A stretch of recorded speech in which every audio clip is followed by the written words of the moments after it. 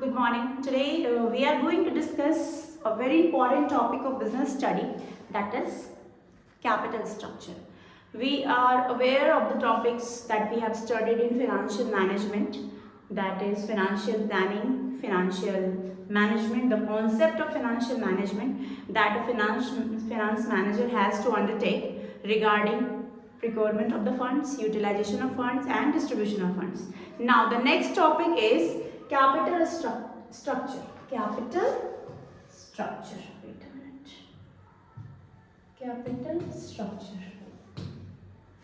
First of all, we should know the meaning of capital structure. What is capital? We all are aware of the word capital. But what is the meaning of capital structure in financial management, right? So capital structure, we have read earlier, there are two sources of fund for a company. Okay? For any organization, suppose okay, there are two sources of finance. Sources of finance. Yeah, sources of funds. That is, one is equity, that you also call it owner's fund. Okay? And other is shareholders fund, also you can call it equity fund, and other is borrowed, or we call it debt fund, right? Debt fund. Okay? Equity or shareholders fund, owners fund, so it can be known by many names. Shareholders fund. Okay? A company can procure funds either from equity or from borrowed. Examples of equity fund is equity share capital, preference share capital, reserve and surplus, retained earning. These are the sources of equity share capital, which a shareholder is having the ownership on this capital. This is not taken as a debt from any sources, but it is owned by the owner of the company, and that is why it is called owner's fund. Or who is the owner of the company? Shareholder, and that is why it is called shareholders fund. Right? Borrowed debt. Borrowed debt is the capital which you borrow from somewhere and you have the obligation to repay it, and that is why it is called borrowed debt. The capital which is not owned by the company, the capital which is not owned by the owner of the company is called borrowed capital, or we call it debt capital. Right? So debt capital, the sources of debt capitals are what? Debentures, long-term debt from banks, public deposit, or commercial banks, or treasury bill from the government. So these are the various sources of debt capital. Now, so we have read कि company can accumulate fund, they can procure fund either from issuing share to the shareholder, in the stock market, or we can accumulate fund by borrowing it from the various sources like bank, public, and etc. But now the question arises कि how much you will keep it as a borrowed fund, or how much it will be from the owner's fund. What will be the ratio of fund for a company? अगर आप fund accumulate करना चाहते हो अपने company के लिए, तो आप ये डिसाइड करते हो इस सेक्शन में, कैपिटल स्ट्रक्चर में बेसिकली हम लोग ये डिसाइड करते हैं कि हमारी कंपनी का जो भी कैपिटल है, ठीक है, हम पढ़े हैं, हम लोगों ने पढ़ा है अकाउंट्स में, we have read what, we have read about consolidated balance sheet, right? After preparation of the pro rata, you have issued shares on pro rata and forfeited your shares. After that chapter in accountancy, you must have read about consolidated balance sheet, right? How to prepare a balance sheet for a share capital. तो उसके लिए आपने पढ़ा था. तो अगर आप balance sheet बनाते हो, ठीक है, this is your asset side and this is your liabilities. Now, okay, this is your amount. So in liabilities there are two sections. One is called owner's fund, share capital. ठीक है, share capital में subscribe capital, paid capital, unpaid, cost in arrear, ठीक है, registered fund, these all you just ठीक है mention. Reserve and surplus का column होता है. उसके बाद we also mention what, retained earning, preference share capital, equity share capital, ये सारी चीजें होती हैं. तो कौन कौन सा कैपिटल आपने शेयर से लिया है, और फिर आता है लॉन्ग टर्म डेट, ठीक है, लॉन्ग टर्म डेट, और उसमें आ जाएगा लोन फ्रॉम बैंक, डिवेंचर्स, ठीक, डिवेंचर्स, बेसिकली डिवेंचर्स आता है पहले, उसके बाद लोन फ्रॉम बैंक आता है, ठीक है। फिर शॉर्ट टर्म लोन्स आते हैं जिसको हम करेंट लाइबिलिटीज भी कहते हैं, बैंक ओवरड्राफ्ट, करंट लाइबिलिटीज, ये सारी चीजें आती हैं, बिल्स पेएबल आता है। तो आपने ये जो पूरा सेक्शन है, सॉरी, ये जो पूरा सेक्शन है आपका, ठीक है, we are not talking about short term liabilities, we are talking about long term liabilities, right. आपके लॉन्ग टर्म लाइबिलिटीज में या आपके शेयर कैपिटल में आप कितना हिस्सा इक्विटी से उठा रहे हो, ठीक है, कितना ओनर्स का कैपिटल होगा आपके पूरे कैपिटल स्ट्रक्चर में, दीज आर कैपिटल स्ट्रक्चर, ये पूरे कैपिटल से आप अपना असेट क्रिएट करते हो जिसको तुम फिक्स असेट्स कहते हो, जिसको तुम फिक्स असेट्स कहते हो यहाँ पे, ठीक है, और देन तुम करंट एसेट बनाते हो, ठीक है। फिक्स असेट्स में land and building, goodwill, land and building, plant and machinery, furniture and fixtures like the investment. Current assets में क्या क्या आता है आपका आता है डेटर्स, उसके बाद आता है रॉ मटेरियल का stock, work in progress, finished goods, ये सब आप बनाते हो, ठीक है। और जो भी बैलेंस बचता है आप उसको बैलेंस शीट को क्या करते हो, बैलेंस करते हो यहाँ पे। अब एक चीज बताओ, कितना अपने कैपिटल में आप कितना इक्विटी से कवर करोगे और कितना आपके बिजनेस में कैपिटल डेप्थ से होगा, इसके बारे में जब आप डिसाइड करते हो उसको हम कहते हैं फाइनेंशियल प्लानिंग। और मेरे फाइनेंशियल प्लानिंग में कितना अमाउंट, मेरे पूरे टोटल कैपिटल में कितना ओनर्स फंड होगा, कितना अमाउंट ओनर्स फंड होगा और कितना डेट होगा, जब हम इससे रिलेटेड एक रेशियो, एक प्रोपोर्शन तैयार करते हैं, that section is called capital structure.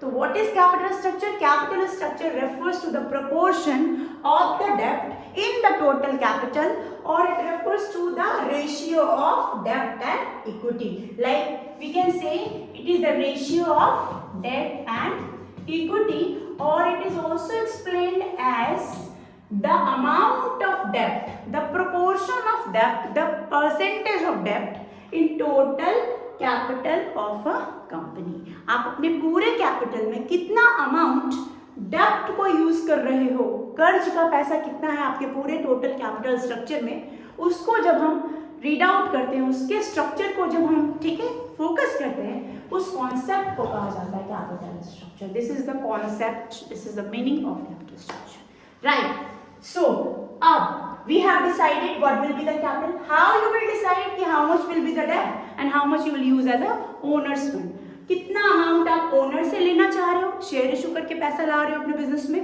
या कितना अमाउंट आप बोरो करते हो, ये किन सारे फैक्टर्स पे डिपेंड करता है।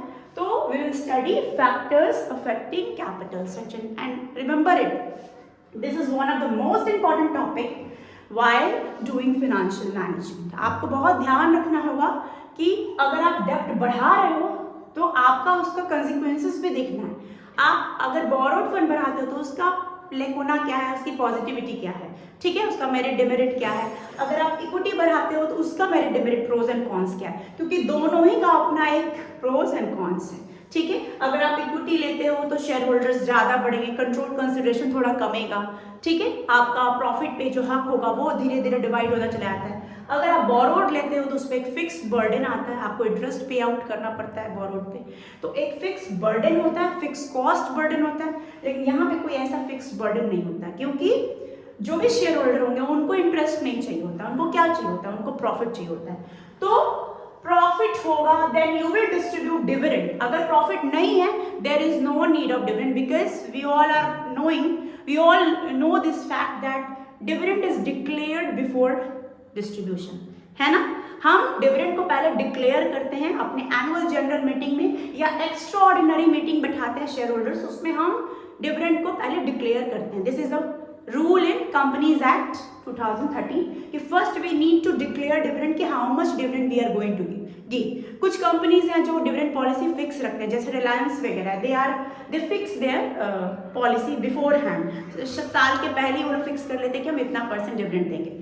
लेकिन generally it is being resolved, it is being taken decision in annual general meeting और एक्स्ट्रा ऑर्डिनरी मीटिंग में वो लोग शेयर होल्डर्स की जो मीटिंग होती है उसमें वो लोग डिक्लेयर करते हैं कि हम इतना डिविडेंड देंगे, और तब प्रॉफिट होता है, तब डिविडेंड हम डिस्ट्रीब्यूट करते हैं। तो जब तक डिक्लेयर नहीं होगा डिविडेंड राइट नहीं बनता शेयर होल्डर का, क्योंकि तभी हम डिक्लेयर भी करते हैं जब हमें लगता है कि हम प्रॉफिट इस साल सफिशिएंट कमा लेंगे। ठीक है, तो कंपनी पहले डिक्लेयर करती है, पहले अनाउंस करती है, पहले ठीक है लोगों तक एक खबर पहुंचाती है कि हाँ हम डिविडेंड देने वाले हैं, और तब डिविडेंड देती है। लेकिन बोरोड के साथ प्रॉब्लम क्या है, आप जैसे ही किसी का अमाउंट बोरो करते हो, आप एक फिक्स रेट के लिए उसके साथ एक अग्रीमेंट करते हो कि हाँ हम आपको इतना इंटरेस्ट देंगे, और तभी आप उसे पैसे लेते हो। वो उस पर डिपेंड नहीं करेगा कि आपके बिजनेस में प्रॉफिट हो रहा है या नहीं हो रहा। In case of loss also you have to give interest. अगर आप नहीं देते हो, दैट बंदा, that person will take you, will sue you against those fund. They can take you to the court, they can sue against you. ठीक है, आपके against वो केस कर सकता है, आपको कोर्ट तक घसीट सकता है, जिससे बिजनेस की गुडविल पे भी बनाती है। तो बोरो डेब्ट के साथ ये थोड़ा डिमेरिट है, और इसके साथ डिमेरिट ये है कि इसका कंट्रोल कंसिडरेशन थोड़ा लूज होता है। ठीक है, जितने ज्यादा शेयर होल्डर होंगे, जो पावर होगा, जो कंट्रोल कंसिडरेशन है, जो राइट्स इन मैनेजमेंट है, वो डाइल्यूट होता है, वो भंग होता है, वो बढ़ता चला जाता है। तो ये सारी बातें हैं, आप किसको चूज करोगे डिपेंड्स अपॉन योर प्रेफरेंसेस, कि आप फिक्स बर्डन लेने के लायक हो या नहीं, या आप डिविडेंड देने में सक्षम हो या नहीं, आप प्रॉफिट बांटने के लिए राजी हो या नहीं, सहमत हो या नहीं। तो दोनों का अपना नेगेटिव और पॉजिटिव है, जिसको हम कैपिटल स्ट्रक्चर में पढ़ेंगे। ठीक है, कि how much should be the डेब्ट, how much your company wants to have avail the debt fund in the total capital structure, and what should be the ratio of the debt and the equity that capital structure tells about. Right, now the next slide is, this is called factors affecting capital structure. What is capital structure? We have read about it. Now before deciding about the capital structure, we need to know what are the factors that we should keep in mind while deciding the amount of debt and the amount of shareholders capital. Right, the first point is cash flow. We all are aware of this topic. What is cash flow? It is the flow of the cash in and out of the business. Right, कितना cash आपके business में आता है, कितना cash आपके business में आता है और कितना कैश आपके बिजनेस से बाहर चला जाता है, उसको डिसाइड करती है क्या? ठीक है, कैश फ्लो पोजीशन वो बताता है। तो अगर आपके बिजनेस का कैश फ्लो मतलब आउटफ्लो, ये हम कहते हैं outflow, there is one chapter in the accountancy that is called cash flow statement. Cash flow statement, you have to read it at the last. तो वहां पे आप ये बनाना सीखोगे, cash inflow, inflow means income receipt, and outflow means payments. अगर आपका payment already बहुत ज्यादा है, ठीक है, तो फिर आप डेब्ट पेमेंट को ज्यादा नहीं बढ़ाओगे, क्योंकि उसमें एक फिक्स बर्डन होगा in the form of interest, तो वो ध्यान रखना है। तो आउटफ्लो कम रखना है, इनफ्लो, अगर इनफ्लो कम है और आउटफ्लो ज्यादा है तो हम डेब्ट को क्या करेंगे, हम डेब्ट को कम रखेंगे। लेकिन if your cash inflow is greater than the cash outflow, then you can increase your debt fund. Like this you will decide your capital structure. Getting me?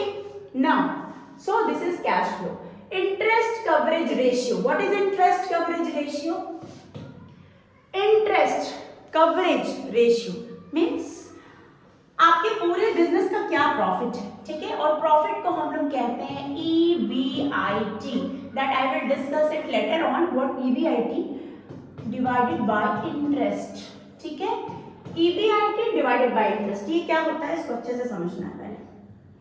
ठीक है, EBIT को let's understand, take another name of EBIT that is called net profit, net earning भी बोलते हैं। Accounts में आपने final account में you all have read about net profit, gross profit, net profit. ठीक है, तो वो जो नेट प्रॉफिट आपका आया था ना मैनेजर्स कमीशन को देने के बाद, जो आप PL अकाउंट बनाए थे, वहां पे नेट प्रॉफिट था। आपका नेट प्रॉफिट कितना सफिशिएंट है, कितनी बार आप डेब्ट पे इंटरेस्ट देने के काबिल हो।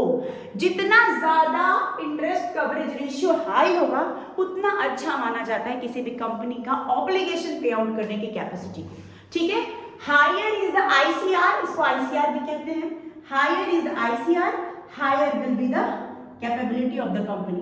तो ICR अगर बहुत ज्यादा है तो बहुत अच्छा माना जाता है, ICR लो है तो लोग उसको लोन देने के लायक नहीं समझते हैं। कोई भी बैंक, कोई भी ऑर्गेनाइजेशन कब लोन लेगा तो पहले वो ये कैलकुलेट करता है कि मेरा पूरा प्रॉफिट में हम कितनी बार इंटरेस्ट को पे आउट करने की कैपेबिलिटी है। आप जो भी प्रिंसिपल अमाउंट लेते हो सबसे पहले क्या देखते हो, इंटरेस्ट ही देखते हो ना कि इंटरेस्ट हम दे पाएंगे कि नहीं, फिक्स बर्डन है। तो आपका पूरा का पूरा